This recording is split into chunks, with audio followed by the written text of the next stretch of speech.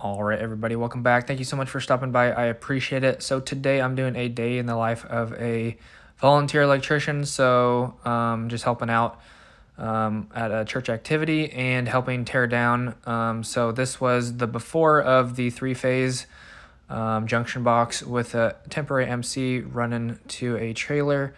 So I needed a hex, or I needed an Allen to little Allen. I didn't have any on me because I only brought a few tools, so I had to borrow some Allen set from my old coworker, which I deem my grandpa.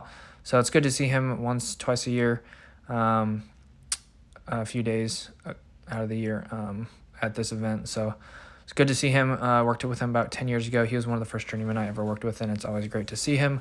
Here is the main tent where there's church worship and stuff like that. But anyways, back to the point. Got the MC taken out of there, and then went ahead and closed back up the junction box, put the screws back in there, put the caps back in the splicers. I forget what those are called. And then anyways, I went to the other side of the MC. There's Grandpa killing it.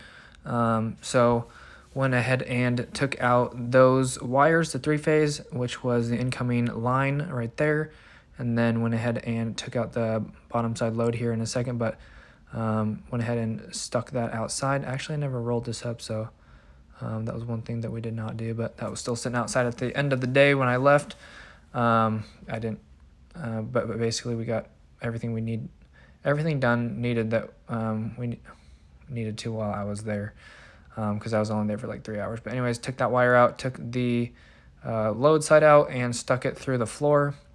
It's going underneath of the floor, so went ahead and pulled up this floorboard right here and took that out. This is what it looks like before I took it out.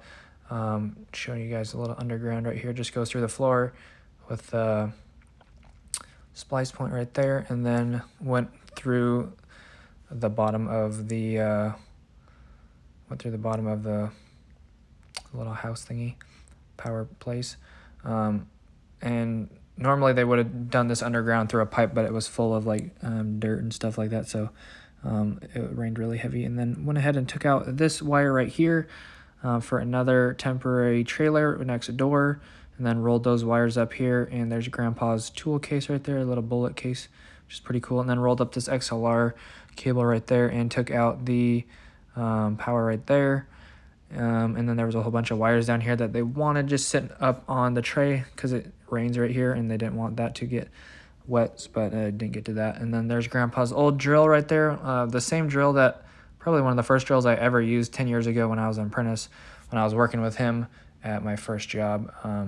And then moving on, there is these temporary panels right here, which are just twist lock, and then had some lights going up in the ceiling. So we went ahead and went around and cut all the zip ties right here, as you can see me peeling out of here, slow-mo, because Grandpa was doing a $120 on the golf cart.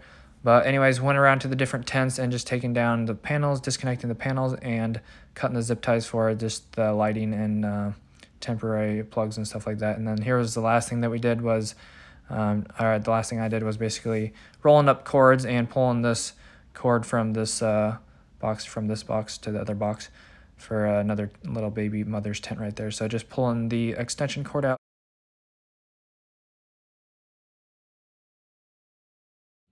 I'm about to find out. Maybe.